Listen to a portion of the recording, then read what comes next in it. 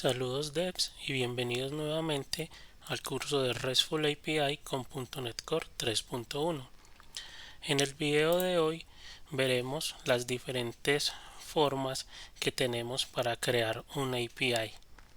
Si bien ya tenemos una versión inicial de nuestra API, es importante conocer las diferentes formas que tenemos de configurar dicha API, cómo está construida y cómo podemos extender esta funcionalidad utilizando obviamente las bondades del framework.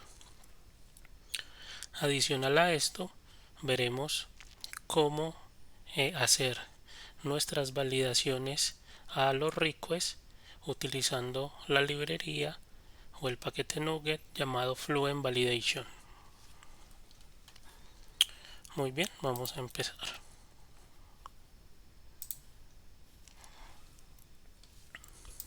Entonces, lo primero que vamos a hacer es empezar a hablar de cómo se crea un Web API en .NET Core, en específico la versión 3.1.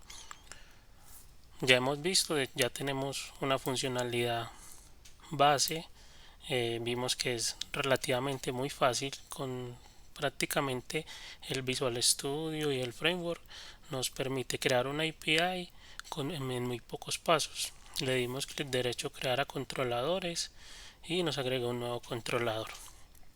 Ahora vamos a revisar qué es lo que hemos estado haciendo y por qué estamos trabajando con las diferentes los diferentes features que tiene el framework. Esto es muy importante porque no se trata solo de implementar tecnología, se trata de entender qué está haciendo para que si en algún momento nosotros tenemos que alterar dicho funcionamiento, sepamos en qué puntos son los que debemos hacer los cambios. O también nos sirve para en caso de que ya estemos trabajando en una empresa o en una API, en un proyecto que desarrolló otra persona, saber, dependiendo las convenciones y configuraciones que usted que esté haciendo, saber rápidamente cuál es el funcionamiento de dicha API. Muy bien, entonces lo primero a destacar aquí, ¿qué es un controlador? Para nosotros en .NET Core 3.1, básicamente un controlador es tan sencillo como una clase, ¿cierto? Una clase en C# que hereda de un controlador, de una clase de tipo controller. Ahora bien, tenemos dos tipos de controladores de los cuales puede heredar un API. Tenemos el controller base, que es el que viene por defecto y es el que les recomiendo utilizar para los temas, pues para cuando estén construyendo un API. El otro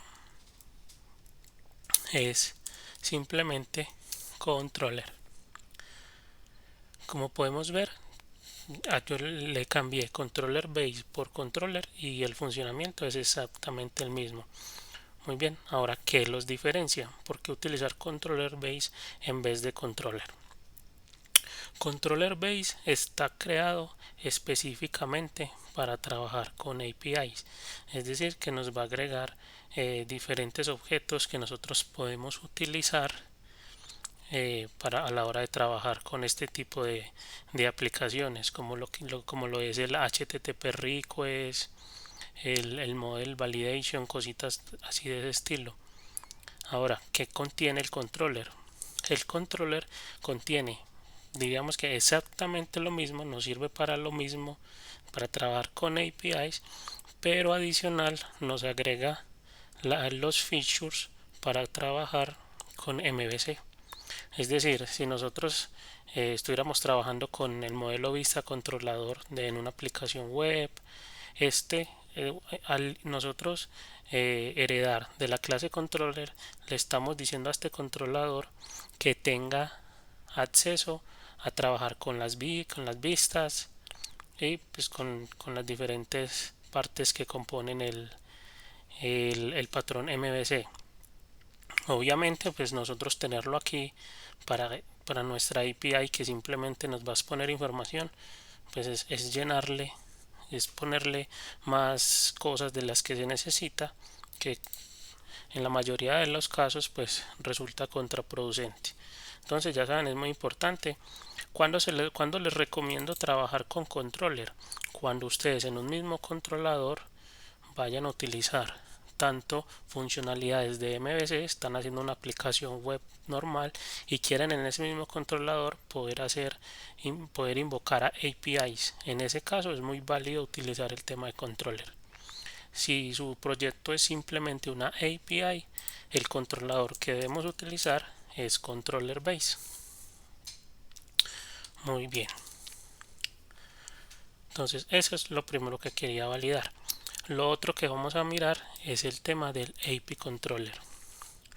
Este atributo que tenemos disponible en esta versión del framework nos permite trabajar de una vez con API RESTful y nos agrega el simple hecho de nosotros tenerla aquí decorando nuestro controlador, agrega una cantidad de validaciones, o más que validaciones, de features que nos ahorran mucho trabajo a la hora de utilizar esto.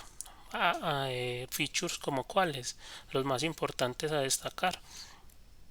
El primero es el de la validación automática de los errores en nuestro modelo, los HTTP 400. ¿Esto qué significa? Vamos a hacer un pequeño ejemplo para que lo podamos validar. Vamos a ver aquí.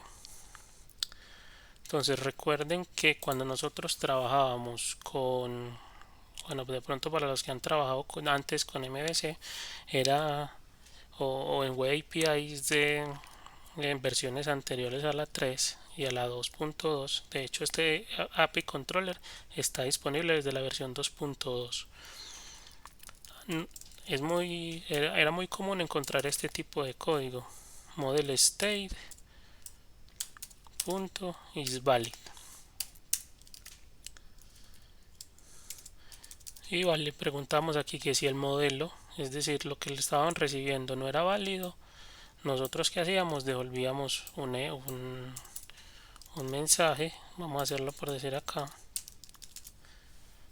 model state es inválido, devolvíamos un bar request. Todos estos métodos que nosotros vemos aquí, por decir bar request, ok, hacen parte de esta clase de controller base. Ya con el simple hecho de nosotros heredar ya tenemos acceso a todos estos métodos. Prácticamente tenemos un método para cada uno de los verbos HTTP, para los principales. Entonces muy común que nosotros tuviéramos esto, el model state is valid, en donde nosotros aquí pues validábamos, podíamos validar, agregarle validaciones a esto utilizando data annotation. Por decir, vamos a hacer algo aquí, decirle algo como que la descripción es obligatoria. Entonces simplemente lo que hacíamos era marcar esto como require, pero para poder marcar esto como requerido, pues tendríamos que utilizar el paquete de component model annotations. Le voy a decir aquí que lo instale, los data annotations, marcamos este como requerido, y si nosotros ejecutábamos, vamos a ponerle un punto de interrupción a esta API, el método de insertar,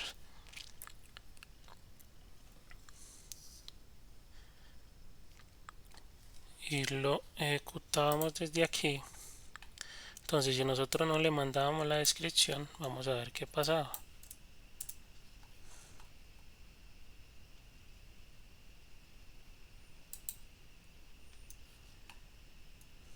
De hecho, miremos que él automáticamente con nosotros Simplemente con nosotros haberle puesto en a esta entidad que esta propiedad es requerida, como estamos utilizando el AP controller, él automáticamente nos hace esa validación, nos está validando el modelo. Entonces es una parte que nos vamos a ahorrar. Simplemente por tener este AP controller nos vamos a validar, nos vamos a ahorrar esta porción de código que pues nos tocaría regarla por cada uno de los métodos en donde nosotros tengamos que validar nuestro request. Listo, veamos que aquí está. Y esta validación se está haciendo incluso antes de nosotros ingresar al controlador. O sea, la está haciendo ahorita vamos a ver cuál es el flujo de la que sigue un request cuando se ejecuta. Pero entonces es importante tener eso en cuenta. Si nosotros le quitáramos esto, vamos a hacer la prueba.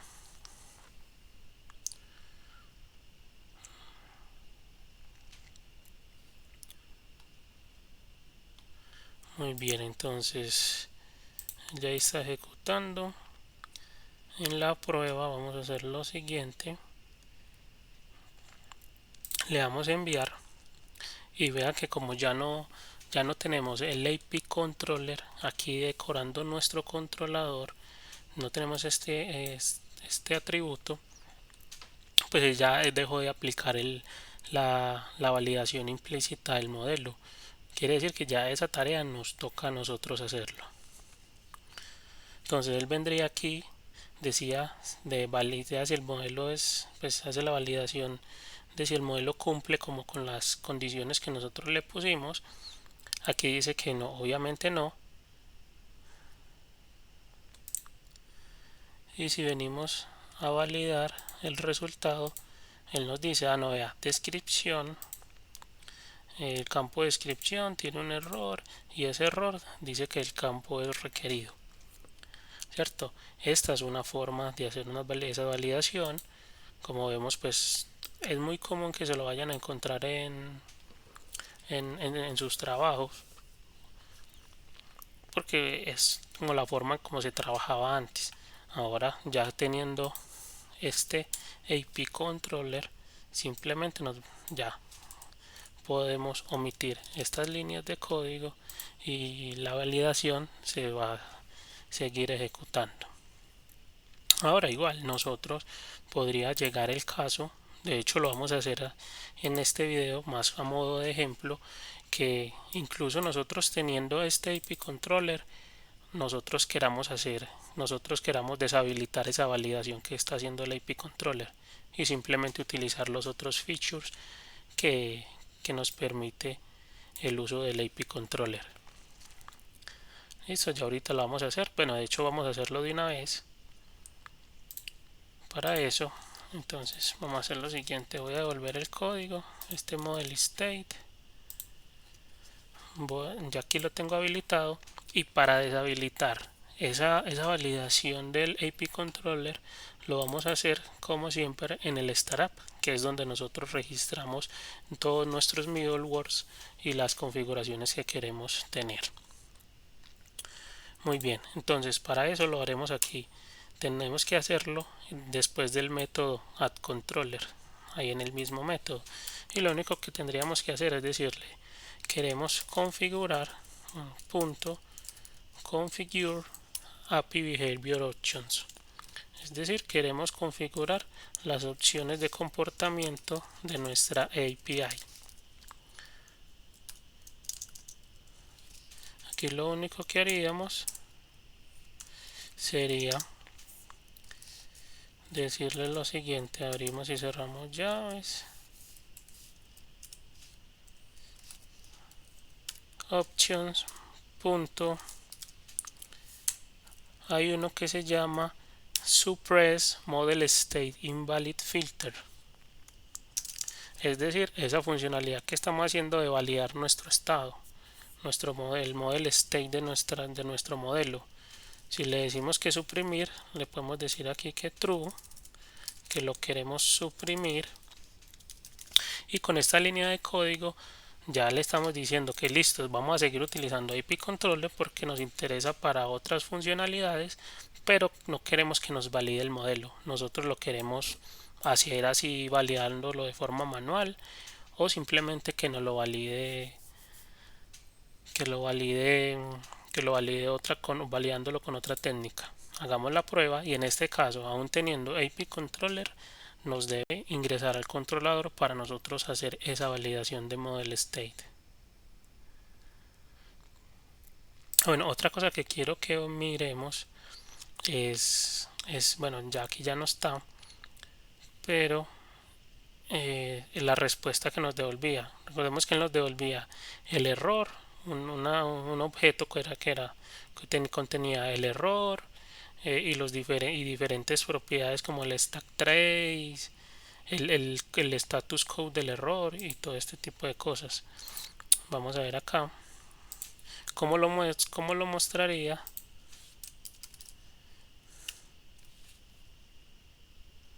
si nosotros le mandamos, si nosotros controlamos manualmente este model state.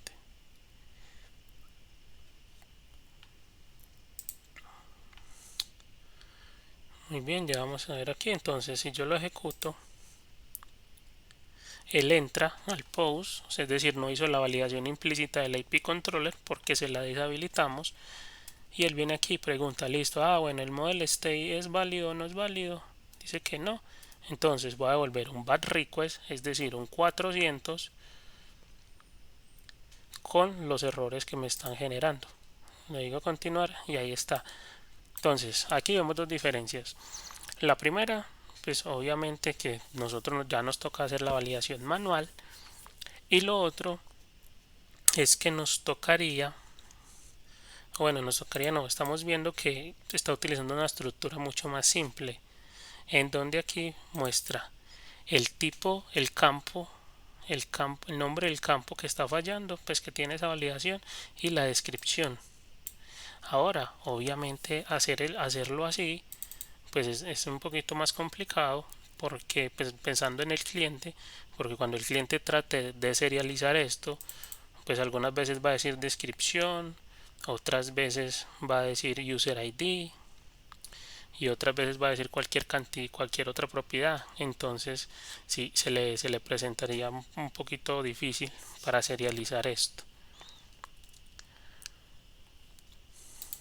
Listo, entonces vean, listo, la estamos haciendo manual. Ahora, aún haciéndola manual, nosotros podríamos o más que automatizar, ejecutar esto de una forma global. Este model state nosotros lo podríamos ejecutar de una forma genérica para todos nuestros controladores, para toda nuestra aplicación. Es decir, nosotros le podemos decir, vea, cada vez que me hagan un request, valídeme si ese request que me enviaron es válido, sin necesidad de yo tener que hacerlo aquí de forma manual. ¿Cómo haríamos eso? Muy fácil, implementando un filtro. Listo, implementando un filtro, que sería lo siguiente. Vamos a ver, antes de que veamos el filtro, es importante, el action filter, es importante pues, ver cuál es el flujo, el ciclo de vida de una web API. Y para eso nos vamos a apoyar en esta imagen. Muy bien. Entonces, básicamente nosotros para el framework disponemos de diferentes tipos de filtros, los cuales pues son como stages, etapas que va ejecutando nuestra API hasta que llega al controlador y obviamente posterior a esto. Cuando un usuario nos hace un request a nuestro controlador, el primer filtro que se ejecuta es el filtro de autorización. ¿Que para qué se utiliza? Cuando nosotros queremos controlar los temas de seguridad. Es decir, me están invocando. Bueno, ese request está autorizado, tiene un token de seguridad para permitirlo seguir. Si no tiene un token, lo devuelve al response con un 401, que no es un authorize. Muy bien. tiene token o simplemente es desprotegido, es decir, no estamos utilizando la autorización, se ejecuta un resource filter, que este es muy dado para trabajar cuando queremos trabajar temas de performance, de caché. Listo, aquí no vamos a ver este tipo de filtro, pero es importante que lo tengan en cuenta. Luego de que se hace el resource, se hace un model validation. Se hace un model validation y se ejecuta los action filter. Los action filter básicamente los estamos utilizando para interceptar esos requests y nosotros a ejecutar alguna acción antes de que llegue al controlador, antes o después de que llegue al controlador, porque como vemos él ejecuta un action filter antes de que entre al controlador y también después de que entre el controlador. Después del action filter tenemos los que son los exception filter, que estos también los vamos a ver aquí en este curso, y básicamente son los que se ejecutan en caso de que en nuestra aplicación se dispare una excepción no controlada.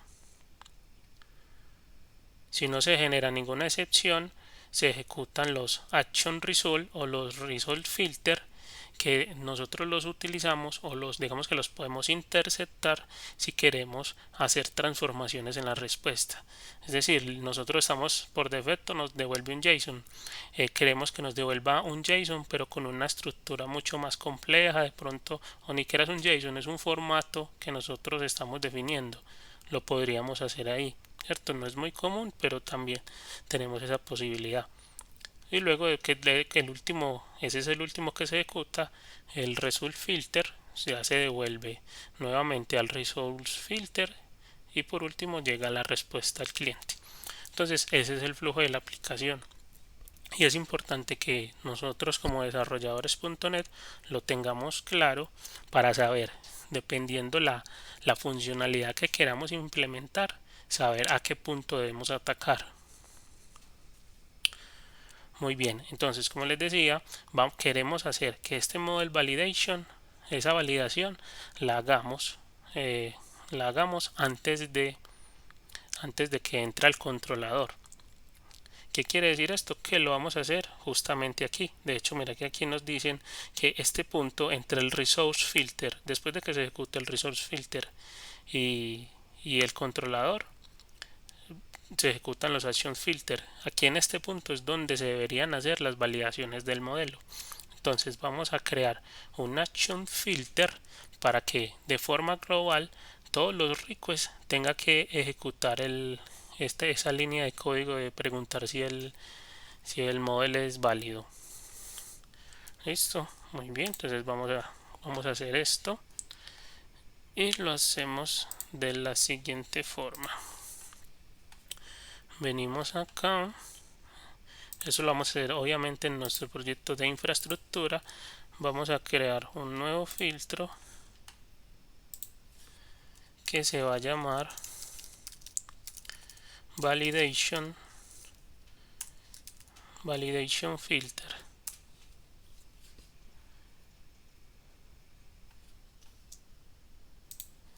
Muy bien, vamos a decirle que esta es una clase pública.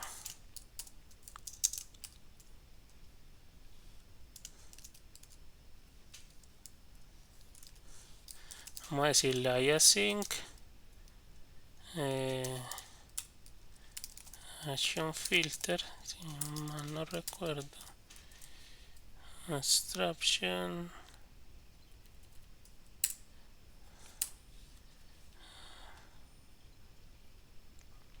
vamos aquí y le digo que me implemente la interfaz.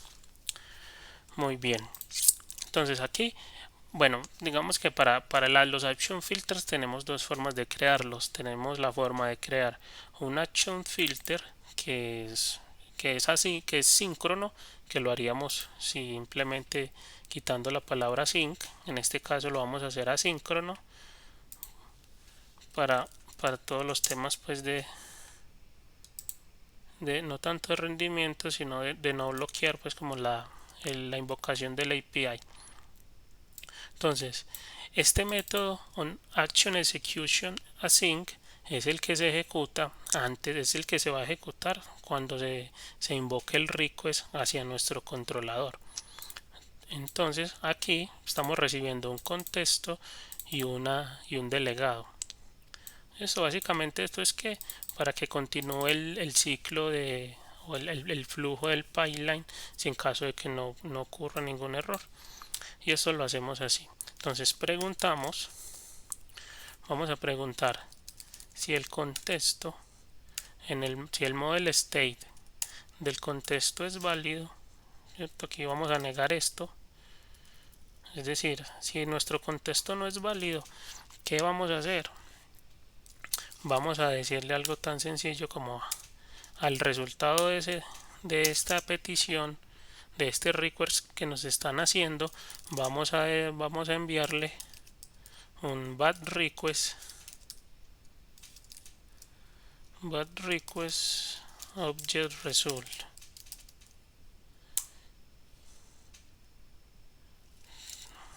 Bien, instalamos ahí el paquete de MVC, nuestro proyecto de infrastructure, y aquí simplemente le decimos que queremos que muestre el model state. Como ven, es la misma línea de código que nosotros teníamos allá en nuestro controlador. Acá que ya la borramos. Son las mismas líneas de código, pero ya lo estamos haciendo a nivel global. Muy bien. Ya aquí entonces, si esto pasa, le damos retornar, y en caso de que no haya un error, pues le decimos que continúe con el flujo normal de la aplicación, es decir, un nest. Ahora, algo importante a mencionar es que los action filters o los filtros en general que nosotros utilizamos en nuestra aplicación, que podemos utilizar, básicamente tenemos tres ámbitos: un ámbito global, un ámbito a nivel de controlador y un ámbito a nivel de acción. ¿Qué quiere decir esto? Que nosotros a este controlador le podríamos decir que solo para este controlador queremos utilizar nuestro validation filter. ¿Cómo le pusimos? Vamos a ver. Validation filter. Sí, aquí está. No, bueno, pero ese también es dependiendo del tipo. Ya, miremos acá si nos lo deja agregar,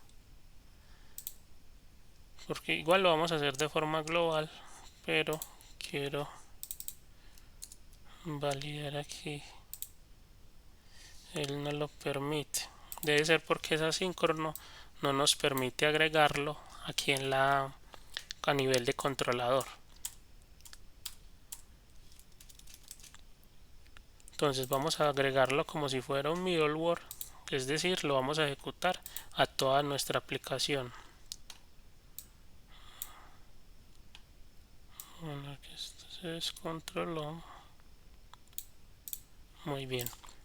Entonces, para agregarlo a nivel de nuestra aplicación, lo que tenemos que hacer es lo siguiente.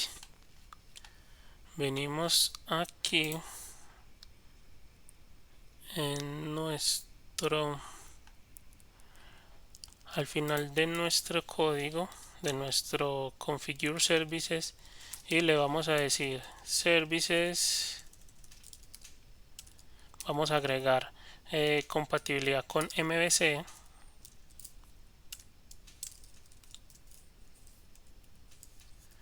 Y vamos a configurar MVC.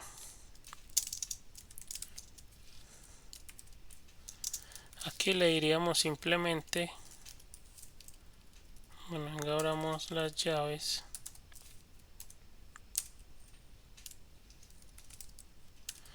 Options.filters. Vamos a registrar nuestros filtros a nivel de aplicación. Vamos a decirle add. Vamos a agregar el filtro de validation validation filter, aquí lo tenemos.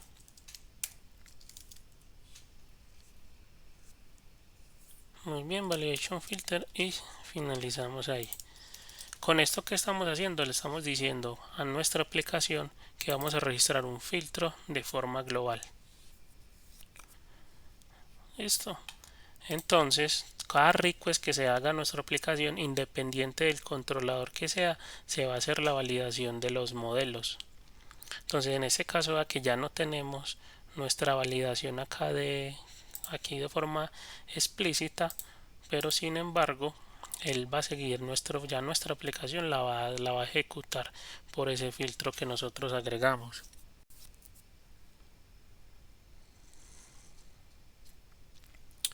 Vamos a ver aquí. Lo ejecutamos y vemos que el resultado es exactamente el mismo. Listo, ahí ya tenemos entonces la forma en hacer las validaciones de nuestros requests utilizando primero que todo un filtro para hacer las validaciones de forma global y ahorrarnos ese paso. Obviamente, pues esto lo estamos haciendo más a modo informativo, pues más como que para que ustedes sepan cómo funcionaba antes o pues cómo puede estar funcionando en varias aplicaciones, porque al final vamos a seguir trabajando, vamos a trabajar es con el del API Controller, que me parece un modelo mucho más apropiado para una API. Esto igual aquí vamos a dejar el filtro, lo vamos a utilizar ahí. Muy bien, ahora ya vamos a empezar a mirar eh, el tema de estas validaciones que agregué aquí en el post de Teo. Yo la verdad no soy muy partidario de utilizar los data annotations. Básicamente, ¿por qué? Porque no me gusta eh, meterle como este tipo de lógica o de funcionalidades a las clases. Nuestras clases de Teo deben ser anémicas, es decir, simplemente propiedades. No deberíamos tener nada de este tipo de decoraciones en nuestra aplicación, en nuestro modelo, que en este caso pues estamos trabajando a nivel de DTO porque es en la capa de aplicación, en la API. Ahora, ok, listo. Entonces, si no lo hacemos así, usando data annotations, que es una técnica muy, muy utilizada, de hecho se utiliza también en MVC, en aplicaciones MVC, cómo lo podemos trabajar. Y aquí es donde va a entrar en juego la librería que les comentaba, que se llama Fluent API. Bueno, Fluent API no, sino Fluent Validation. Ese es un paquete Nugget que nos permite hacer estas validaciones que nosotros estamos haciendo de que son requeridos, de que la longitud debe ser más grande, debe ser de entre tanto y tanto. Todo eso nosotros lo podemos hacer utilizando ese paquete de Fluent Validation, y que es una sintaxis. Prácticamente todos los paquetes que se llaman Fluent es porque su sintaxis va a ser muy similar a, como por decir en este caso, Fluent API, que es así, con expresiones lambda y con LINQ para configurar las cosas. Me parece una forma mucho más práctica y mucho más limpia de hacer esto. Muy bien, entonces, ¿cómo hacemos? En nuestro proyecto de infraestructura vamos a agregar un nuevo paquete de Nugget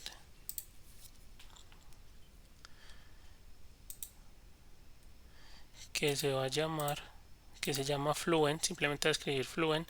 Este Fluent Assertion lo veremos también, que es muy parecido, pero esto es para temas de pruebas unitarias. También vamos a trabajar con este, de una vez les adelanto, y aquí vamos a utilizar Fluent Validation, la implementación para ASP.NET Core. Le vamos a dar instalar en nuestro proyecto de infrastructure. Ahí está. Y vamos a crear en este proyecto una carpeta que se llame validators. Bueno, pasó lo mismo, ya está, no sé por qué no se borra. Elimino.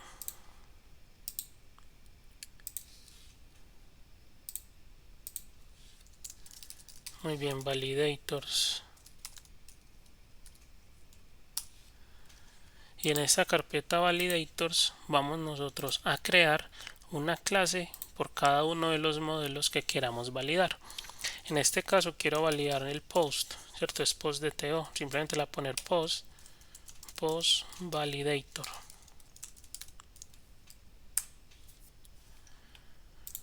Van a ver que de hecho es muy parecido a lo que ya habíamos hecho, a lo que hicimos anteriormente con los mappings, ¿cierto? Con el automapper es crear, vamos a registrar lo que queremos hacer.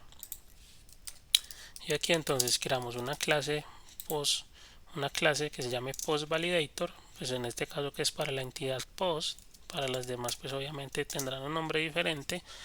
Y para utilizar Fluent Validation lo que hacemos es, tenemos que heredar de la clase Abstract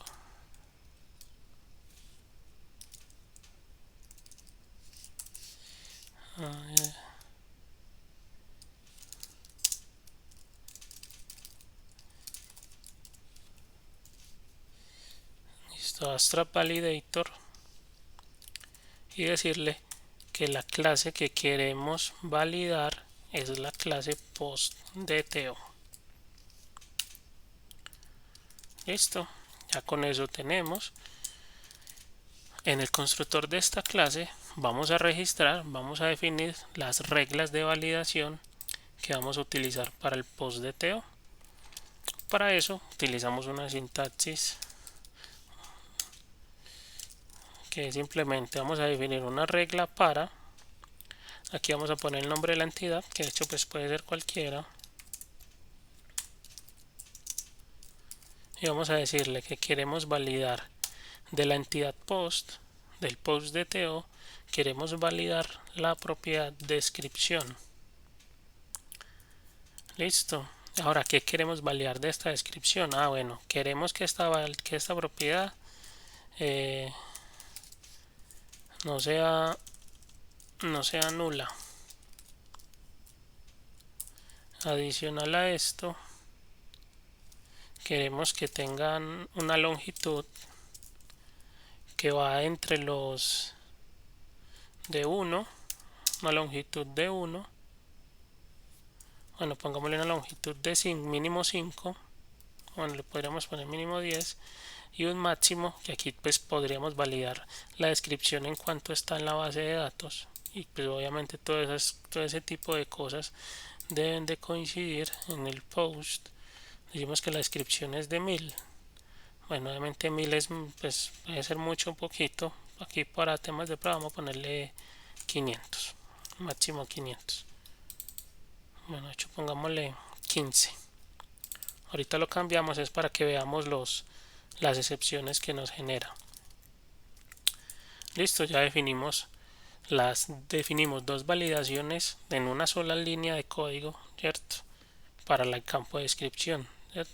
Tenemos el Fluent Validation. Entonces vea que es muy fácil hacer este tipo de validaciones con este paquete, con esta librería, que de hecho se vuelve mucho más, primero que todo se vuelve más mantenible y no estamos agregándole features ni funcionalidades a nuestras clases de TO ni a nuestros modelos. Entonces va a hacer exactamente lo mismo. Vamos a ponerle a la fecha, simplemente la fecha, pongámosle que no sea nula. Bueno, importante, algo que tiene esto es que como él detecta el tipo de dato de nuestra columna, pues él nos va a habilitar diferentes tipos de métodos. Por decir, en el caso de una fecha no tiene sentido tener un length, una longitud, porque no es un string. Entonces va que él aquí nos lo pone como un error. Y si quisiéramos validar, ya ustedes lo pueden hacer, que hay diferentes tipos de de métodos podemos utilizar. Tenemos el when, que esto es para hacer validaciones de, dice, yo quiero hacer esta validación, pero solo cuando se cumpla cierta condición. ¿Qué más podemos hacer? El equal, ¿cierto? Que no sea vacía, que sea mayor a tal fecha, que sea mayor o igual, que esté entre una fecha y otra.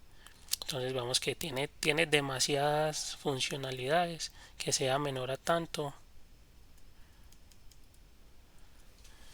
Listo, de hecho veamos aquí datetime. Vamos a ver si él permite hacer esto. Vamos a decirle que la fecha no puede ser nula y adicional a eso tiene que ser mayor a la fecha actual. Bueno, de hecho no mayor. Pongámosle less than, que sea menor, porque no tiene sentido hacer una publicación en el futuro. Listo. Muy bien, vamos a dejar solo esas dos, que ya con eso tenemos el concepto más que claro. Y nos falta un último paso, que es el que ya teníamos, pues es el mismo que hicimos cuando agregamos la de las validaciones con Automapper, y es que nos toca registrar estos validators que estamos haciendo.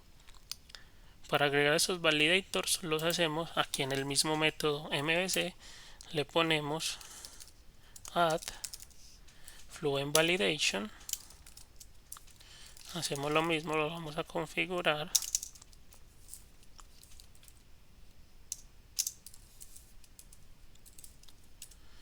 Y para configurarlo vamos a decirle que queremos registrar las validaciones desde nuestros assemblies. Listo, aquí se puede hacer diferentes métodos. Se puede utilizar desde un único assembly.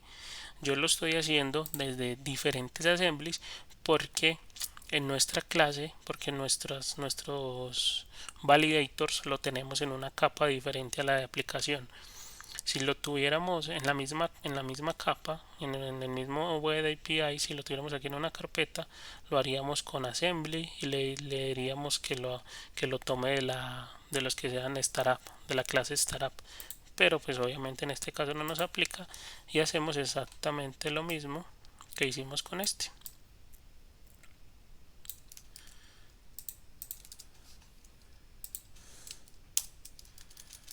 Ahí está. Registramos los validators que tenemos creados en nuestra aplicación. En este caso solo es el de post. Lo hacemos de forma manual, de forma automática, porque si no lo hacemos así, si no lo tomamos como de los assemblies, nos tocaría, así como estamos agregando una interfaz para cada validador, pues para cada repositorio nos tocaría hacer una tracing para cada validador que se nos genere. Obviamente en una aplicación grande van a ser muchos y esto se empezaría a crecer. De hecho, de por sí vemos que este configure services ya se está poniendo grande, ya se está volviendo ilegible, ya va teniendo bastantes líneas de código. Entonces más adelante vamos a refactorizar este código para empezar a separar eso en extension methods. Muy bien, simplemente con registrar nuestros validators en el startup ya tenemos estas validaciones, estos post validators ya las vamos a tener ejecutando. Muy bien, algo que quiero hacer antes es que validemos que nuestro post DTO, vean que no tiene ningún cambio. Listo, de hecho aquí en el git voy a devolver los cambios que haya hecho tanto en este como en este proyecto. Listo. Es importante tener en nuestro proyecto de core lo más limpio posible. En este caso tenemos este data annotations que ya no lo vamos a utilizar, entonces lo voy a eliminar. Muy bien, ahí está, ya lo tenemos, le damos guardar, listo. Ya vemos que se quedó como si no lo hubiéramos cambiado, porque no lo necesitamos cambiar, porque lo estamos haciendo desde nuestra capa, desde una capa superior desde nuestra infraestructura. Desde nuestra infrastructure agregamos esas las validaciones que queremos hacerle a este. Listo, ya tenemos esto y obviamente lo vamos a combinar con el validation filter que ya se está ejecutando a nivel global. Vamos a ver qué tan cierto es que estas validaciones ya se están corriendo.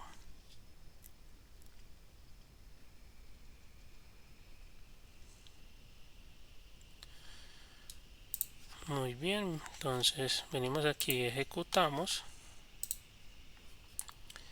y él aquí ya nos dice, ah sí señor, vea, usted tiene aquí definido en su validator que este no puede ser nulo. Entonces él aquí ya está haciendo esa validación. Vamos a hacer la otra validación, cierto, listo, ya no la vamos a mandar nulo description, sino que la vamos a mandar textico de 4, cierto, le ponemos la coma y le damos a enviar.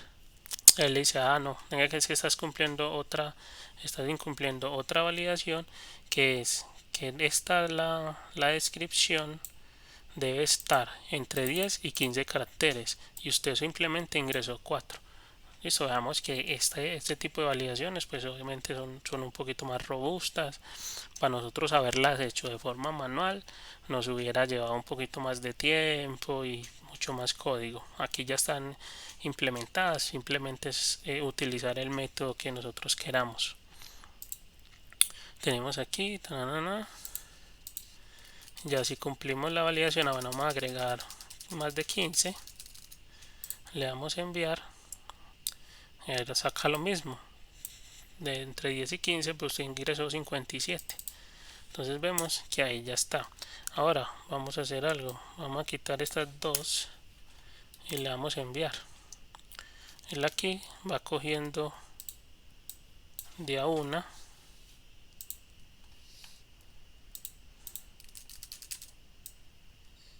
pongámosle esto así,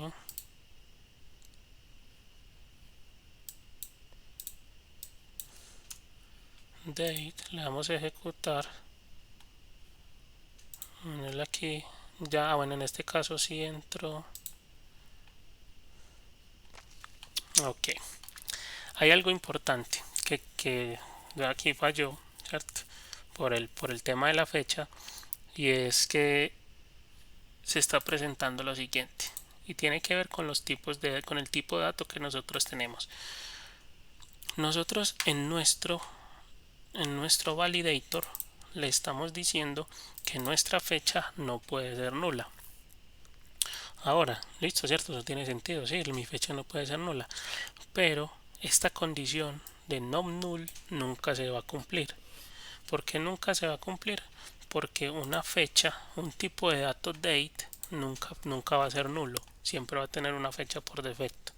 Si nosotros queremos que un tipo de dato que por defecto no permite nulo lo permita, tenemos que volverlo nuliable. ¿Cómo lo volvemos nuliable? Agregándole el signo de pregunta al final. Ya con esto nuestra fecha sí puede ser nula. Vamos a hacer otra vez esta prueba ya para que finalicemos. Porque claro, él aquí dijo, usted pasó todas las validaciones porque pues listo, no es una fecha válida, no es una fecha válida, pero es diferente de nula. En este caso, ya si no la mandamos, vamos a ver qué ocurre. Ahí está. La fecha no puede estar vacía. Quiero ejecutar estas dos. Listo. Entonces vean, de una vez podemos ejecutar todas las validaciones en cascada de nuestro modelo y mostrarle al usuario, ah, mira, sí, tenés el date es obligatorio y la descripción es obligatoria. Entonces ya con eso un cliente tendría claro qué es lo que le hace falta para que su request sea válido y poder ejecutar la petición. Listo, entonces ahí ya lo tenemos. Tenemos cómo trabajar con las Fluent Validations. Ya aquí podríamos agregar todas las que nos hacen falta, que eso ya lo haremos más adelante cuando estemos trabajando ya en la funcionalidad ya más a fondo. Pero lo último que quiero hacer es que quiero seguir trabajando, ¿cierto? Voy a decirle, esto que estamos haciendo aquí de suprimir el modelo, no lo quiero hacer. No quiero suprimir nuestro modelo. Lo voy a dejar ahí comentado para que lo tengan. Quiero seguir trabajando, quiero que los errores los controle, es el AP Controller, este atributo, que él sea el que me muestre esos errores.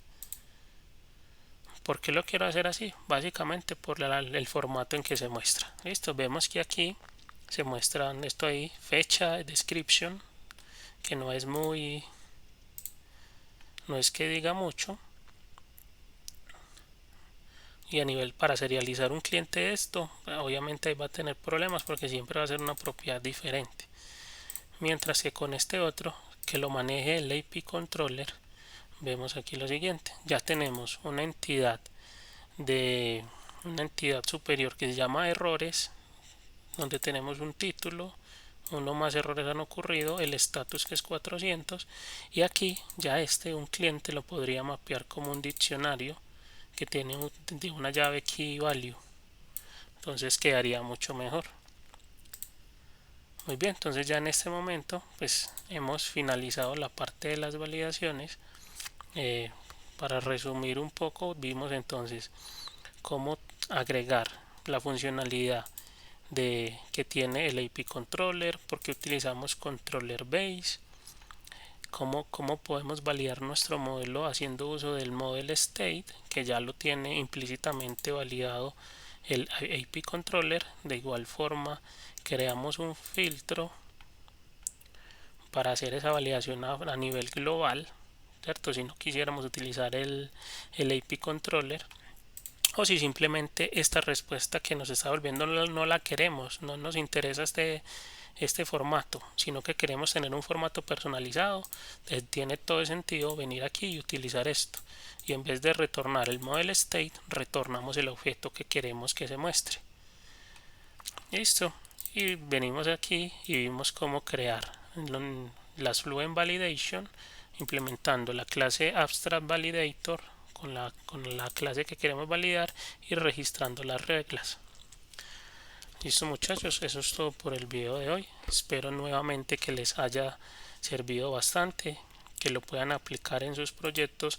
Recuerden en la zona de comentarios dejar sus opiniones acerca del curso, de este video, qué tal les pareció, les parece útil, han utilizado este tipo de tecnologías en su proyecto, y recuerden darle like al video y compartirlo para que más gente siga aprendiendo. Hasta luego.